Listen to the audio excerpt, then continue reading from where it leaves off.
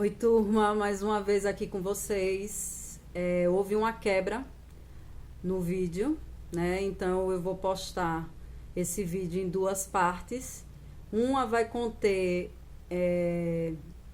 toda a questão da estrutura, né, inicial do terceiro capítulo do livro Didática de José Carlos Libânio. E aí eu parei lá na questão das tendências pedagógicas, tá? Onde eu abordei para vocês algumas questões, né, da visão da escola tradicional e a visão da escola libertadora, né? E aí disse a vocês sobre a questão, abordei com vocês sobre a questão de ter dois grupos, um de cunho liberal e um de cunho progressista, né, nessas tendências pedagógicas brasileiras, e tem lá a divisão, tá? E nisso eu ia iniciar a questão do surgimento da didática, né? Retornando para a questão da didática, né? Que essa questão da didática é a teoria da instrução e do ensino. Aí quando eu ia retornar para essa questão da didática, do surgimento dela, né, segundo Libânio, aí houve uma quebra no vídeo. Então agora para ir do iniciozinho, lá pode ter uma quebra, mas nesse vai conter o início mesmo, tá? Sem quebra, então fica bem melhor o entendimento para vocês, tá? Então, Libânio, ele cita a questão de quê? Onde começou a ideia da didática? Quando a didática passou a ser um instrumento para proporcionar ao indivíduo a instrução, né? Então, ele questiona isso. E a gente sabe que, apesar de ter esse início, mas posteriormente a gente tem pessoas, né? Educadores, filósofos como Rousseau, Pestalozzi, Herbar, dentre os séculos 18 e 19, que vai estar lá também, contido, né, nesse capítulo 3, que vai trazer essa questão também do ensino, né, da questão da didática, bem elaborada, né, mas o início mesmo foi com quem? Com Comênios. Mas Herbar, que vai ser o grande expoente da educação tradicional. Então, só abrindo um parênteses, né? Dentre esses que eu falei, né, do século 18 e 19, quando eu citei Herbar, ele vai ser um grande expoente nessa tendência, né, da educação tradicional. Então, quando eu falei lá das tendências pedagógicas, eu expliquei muito a questão de que a política influencia no meio social. E diante disso, há mudanças constantes na educação, porque influencia diretamente na educação. Então, em cada época teve uma influência dessa, né? Uma influência política dentro da sociedade, a qual tivemos que nos adequar a essas tendências que eram inerentes a cada época, né? Então a gente trata disso no vídeo anterior. Mas agora indo para Comênios, né? João Amons Comênio, a gente traz o quê? A gente se coloca como colocamos Comênio na forma de um formador, né? A formação dele em teologia, uma pessoa com pensamentos extremamente críticos. Ele era muito preocupado com as questões sociais e valorizava muito a educação. E ele via a possibilidade do ensino de pessoas a partir da educação. Então, ele tinha essa questão, né, de ver a possibilidade de ensino de pessoas. A partir daí, a educação ia construir o quê? Construir sociedades melhores, porque, como também foi dito em algum momento, né, do vídeo anterior, que essa questão, quando a gente faz a junção, se trabalha a questão do ensino, A aprendizagem, a gente busca um objetivo que é a instrução. E essa instrução do aluno, ela vai sim dar capacidade para esse aluno aprender a aprender.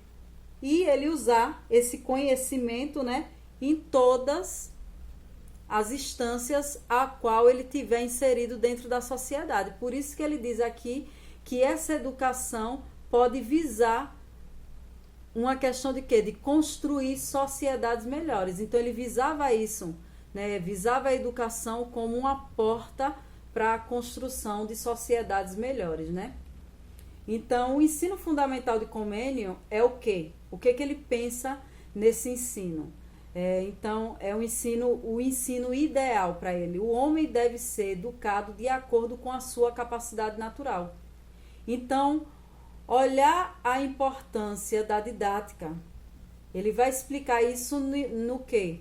Na obra dele, que é Didática Magna, que também está contido no 3º capítulo. Então, olha a importância da didática aí. O homem deve ser educado de acordo com a sua capacidade natural. Então, já tem algo que esse homem detém. Então, tem que ser respeitado. Então, na visão dele, na sua capacidade natural. Então, eu tenho que respeitar o que já é inerente a esse homem. Então, a didática de Comênio se assentava nos seguintes princípios, né?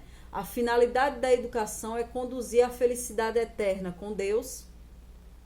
Então, sim, tinha um cunho religioso, por ele ter estudado essa questão da teologia, porém não tinha um cunho de religiosidade, preso à questão de igreja, né? Não tinha. E, com isso, ele dizia o quê? Pois é uma força poderosa de regeneração da vida humana. Então, a finalidade da educação é conduzir à felicidade eterna com Deus, pois é uma força poderosa de regeneração da vida humana. Então, o homem vai se regenerar a cada vez que ele for instruído, a cada vez que ele deter do conhecimento, ele aprender, né? Todos os homens merecem a sabedoria, porque todos, ao realizarem sua própria natureza, realizam os desígnios de Deus. Portanto, a educação é um direito natural de todos os homens. Então, eu, detendo desse conhecimento, né, eu vou realizar a própria questão da natureza, que é o quê? Ser um sujeito íntegro dentro da sociedade, um sujeito crítico, que busque a questão de interesses coletivos, né? E não só individuais. Então, tudo isso, se obter essa questão da educação como um direito natural, para mim, que vai ser algo que vai servir a todos, se isso for realmente dado à pessoa, como direito natural dela, né? E outro princípio é o quê? Por ser parte da natureza, o homem deve ser educado de acordo com o seu desenvolvimento natural. Então, olha aí, de acordo com o seu desenvolvimento natural. Então, já tinha um pensamento de que esse homem tinha que ser ensinado respeitando os seus limites, as suas capacidades, entendeu? Porque a gente sabe que temos dentro de uma sala de aula cabecinhas diferentes, né? Alunos diferentes, com pensamentos diferentes. E com isso eu preciso respeitar esse desenvolvimento natural de cada um, que isso vai de acordo com o quê? As características de idade e capacidade para o conhecimento.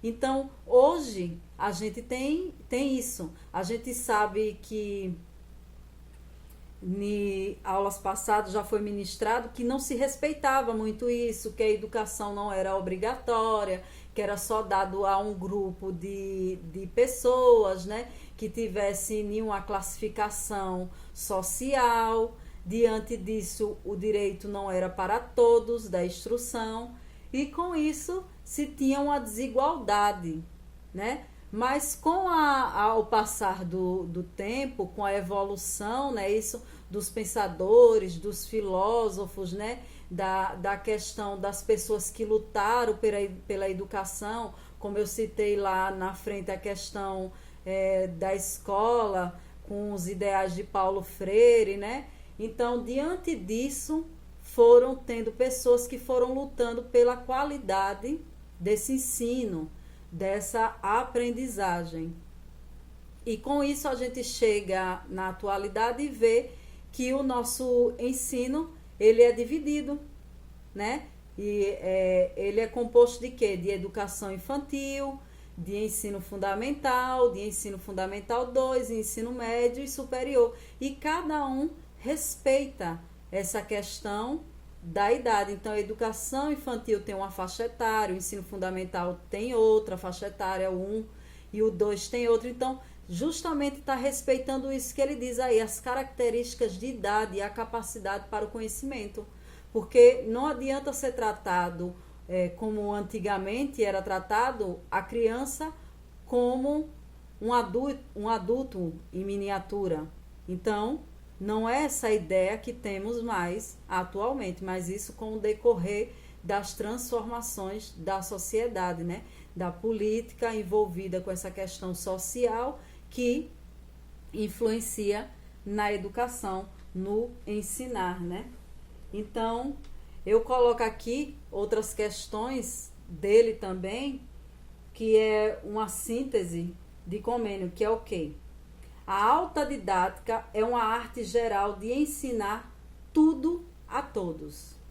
Então, ele busca o que aqui? Se é para ensinar tudo a todos, mas pegando pelo pensamento dele que o homem deve ser educado de acordo com a sua capacidade natural, então a gente vê aí que há o quê? Uma equidade, que não é essa questão de igualdade, sim uma equidade, aonde eu vou levar esse ensino de uma forma que alcance a todos, sabe? Respeitando o quê? Que todos não são iguais. Existem diferenças, então por isso que eu busco essa equidade, eu busco essa questão de adaptar, flexibilizar, não na questão de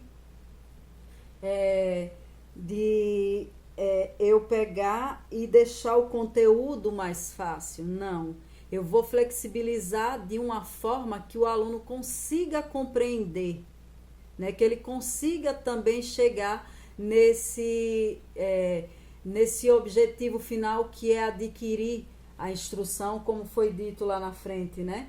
Essa construção do ensino que parte do professor, né?